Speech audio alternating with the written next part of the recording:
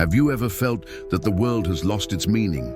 That the old answers no longer work? What was once sacred is now only silence. Faith has faded. Promises were broken. Friedrich Nietzsche didn't just notice this, he screamed it to the world. God is dead. But what does that mean? Are we alone now? In this video, we will explore one of the most disturbing ideas in the history of philosophy. An idea that is not about theology, but about the human condition, about helplessness and freedom. Nietzsche didn't want to destroy us, he wanted us to wake up. To understand what Nietzsche meant by God is dead, we need to go back in time. 9th century. Europe was going through a moment of rupture. The scientific revolution and the Enlightenment placed reason above faith. Science replaced miracles with natural laws. Technology connected, but also isolated. Religion, once the center of life, began to lose its place. It was a time of progress, but also of emptiness. Nietzsche looked around and saw a world that had killed its own God.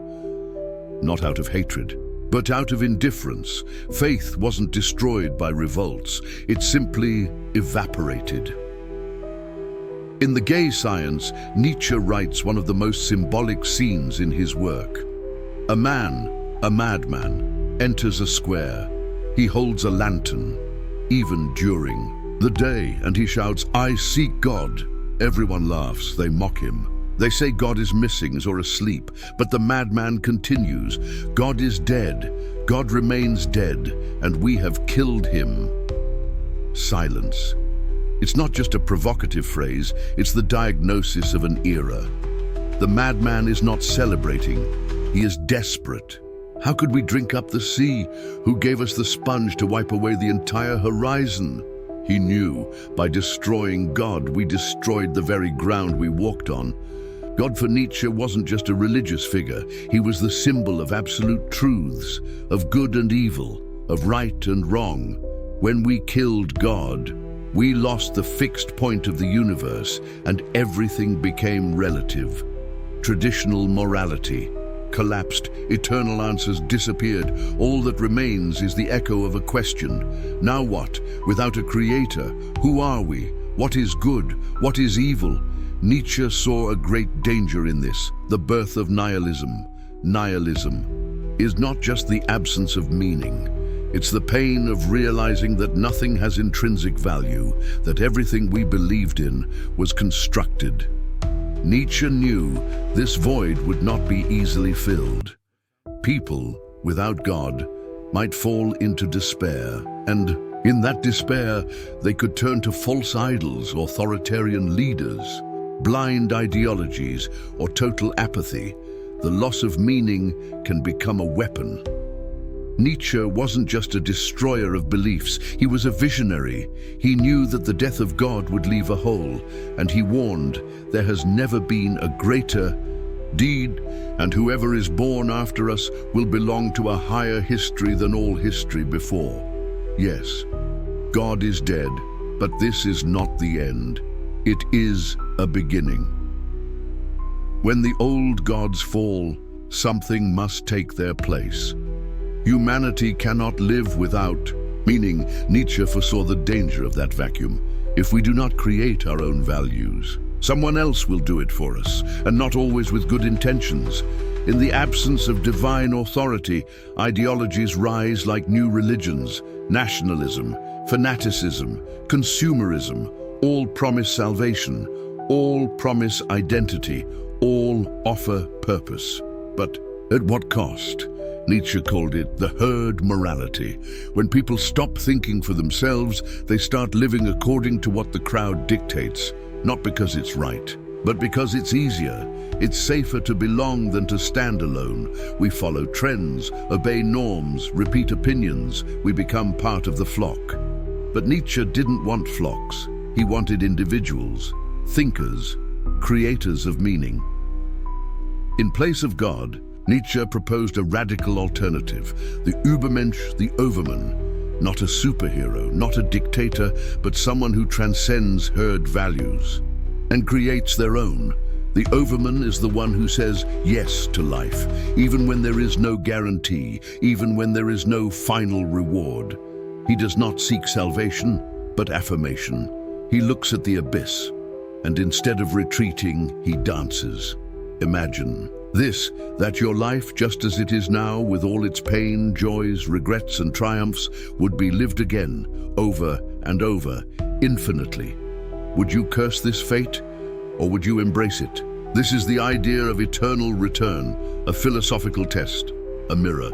Would you be willing to relive every moment of your life, again and again, just as it is? If yes, you are ready. If no, something must change. Nietzsche did not offer comfort. He wasn't a preacher, he was a hammer. His philosophy breaks to rebuild. It strips away illusions, false hopes, easy answers. But in that destruction, he saw something sacred, the chance to be reborn, not as puppets, but as authors of our own fate. Without God, without commandments, without the security of eternal judgment, we are free, terrifyingly free. Nietzsche said, "Freedom is the will to be responsible for oneself." It's not about doing what you want. It's about becoming who you must be. This is not a message for cowards. It's a call to the strong.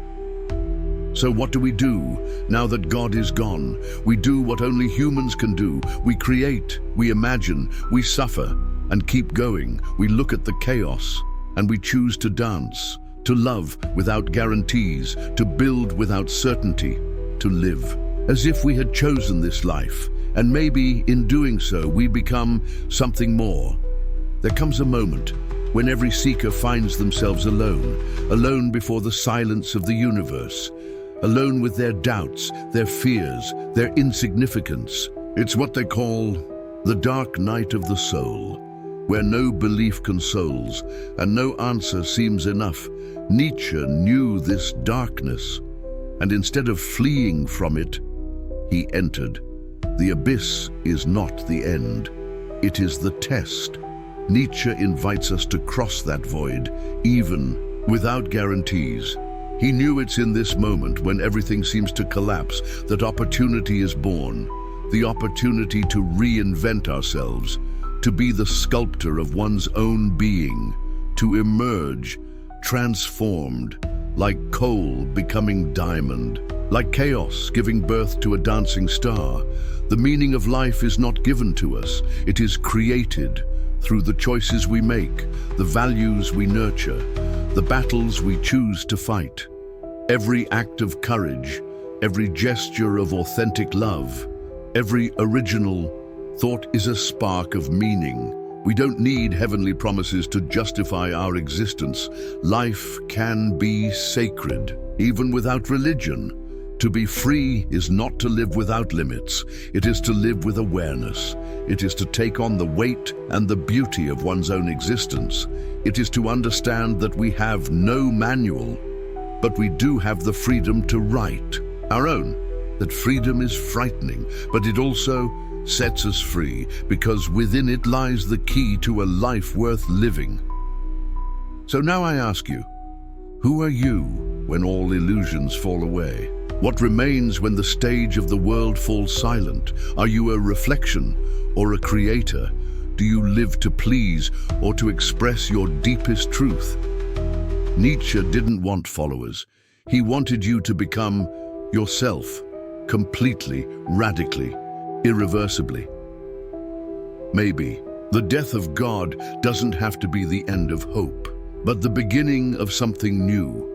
A more mature humanism, a world where goodness isn't born from fear of hell, but from genuine compassion, where we seek justice, not because of commandments, but because it matters, because we know it's up to us. Nietzsche showed us that when the lights of the heavens go out, maybe it's time to light the one within, not to become gods, but to become truly human, whole, autonomous, aware, and even so, capable of loving, of creating, of dancing, even at the edge of the abyss. Nietzsche didn't kill God. He showed us that we had already buried him. The question that remains is, what will you build on that grave?